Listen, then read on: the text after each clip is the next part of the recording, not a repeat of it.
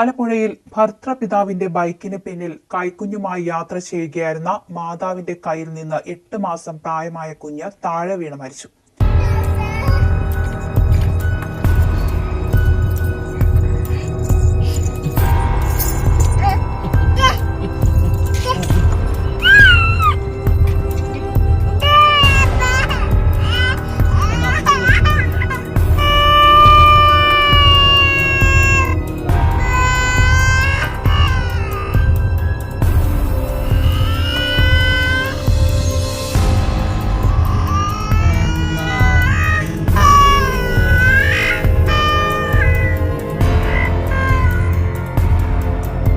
പൂവത്തിൽ അസ്ലാമിന്റെ മകൻ മുഹമ്മദ് ആണ് മരിച്ചത്.